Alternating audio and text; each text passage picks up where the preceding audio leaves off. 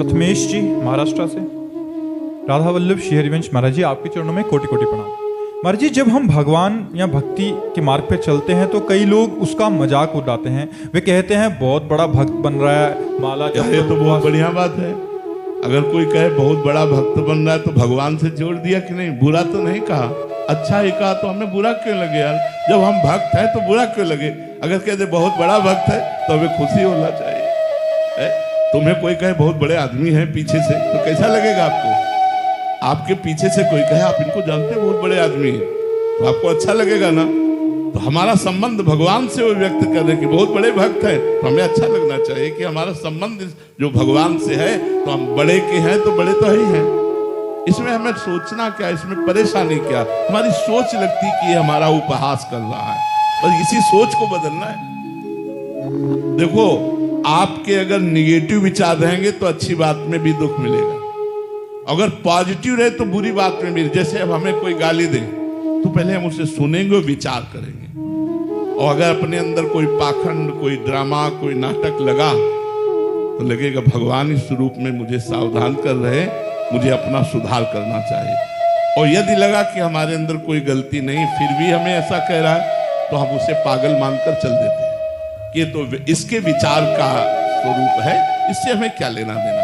तो यदि कोई हमारा उपहास करता है, हमारी निंदा करता है, तो हमें देखना चाहिए वो गलती हम में तो नहीं है, अगर नहीं है तो हम उसे पागल मान। बातुल भूत विवश मतवारे, ते नहीं बोले ही वचन विचारे, तिनकर कहा सुनी नहीं काना। ऐसे लोगों की बातें नहीं सुनते हैं। और ये कोई कहे बड़ा भगत, तो हम तो उसे प्रणाम करेंगे कि आप भी आशीर्वाद दीजिए, जो आप बोले वो सत्य हो जाए, आप भी आशीर्वाद दीजिए। उसमें कोई जलन की बात नहीं है। बोले कंठी पहने, माला पहने, ये नहीं कहता शराब की बोतल हाथ में लिए पी रहा है, ये नहीं कहता नाली में पड़ा है, ये नहीं कहता गंदे दृष्टि वाला है।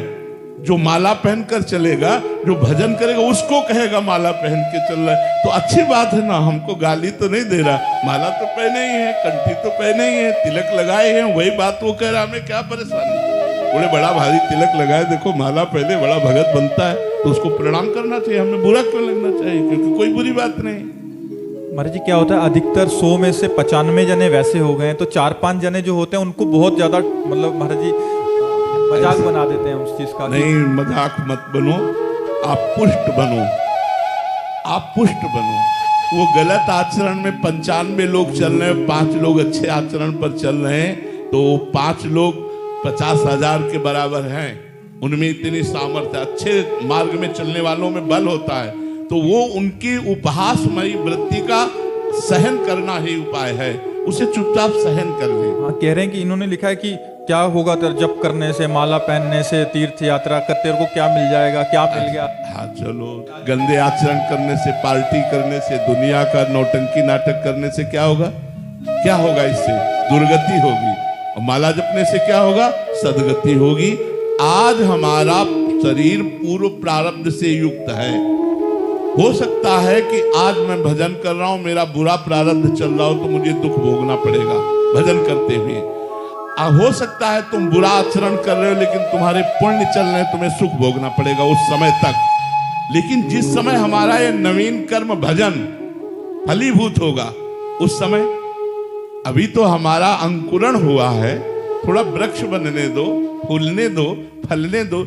एक किसान भी खेती में अनाज डालता है तो दूसरे दिन फसल नहीं काट लेता, उसको गुड़ाई सिंचाई करके रक्षा करते हुए 5 महीने 4 महीने व्यतीत करने पड़ते हैं, तब वो इसी से 40 मन गेहूं पैदा होता है। 1 मन डालने पर 40 मन पैदा होता है। ऐसे ही आज तुम भजन कर रहे हो, लोगों को उपहास करने दो, कल तुम्हारे भजन का जब फल आएगा तो उपहास करने वालों को तो दुर्गति होगी, और तुम भगवान के कृपा पात्र बनकर सदगति को प्राप्त होगे। इसलिए चिंता मत करो, जहां कोई उपहास करे उसे सह लो।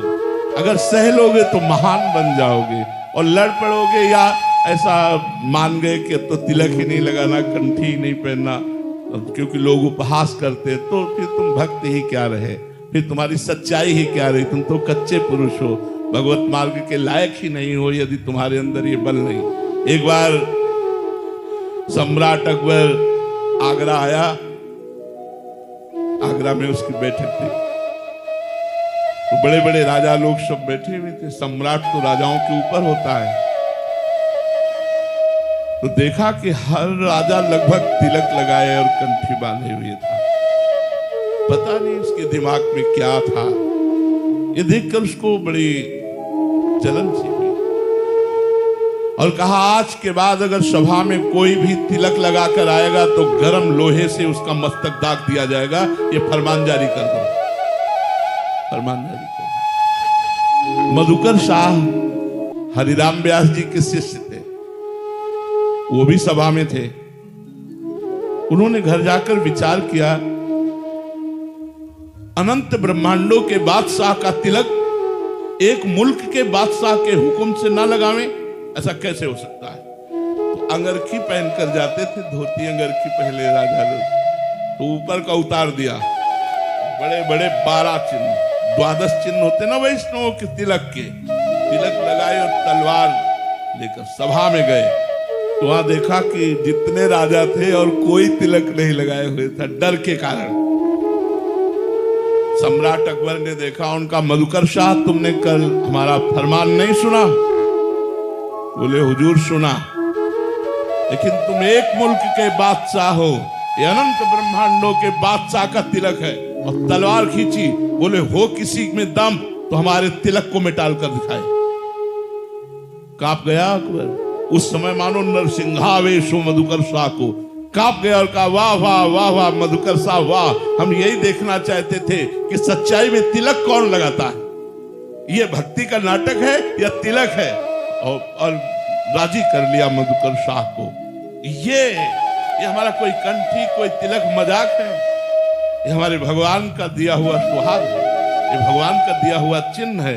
और गले में केवल कंठी बंधी हुई है और मस्तक पर तिलक है, नरक नहीं जाएगा केवल इतने से। तुलसी जी की बड़ी महिमा वर्णन है।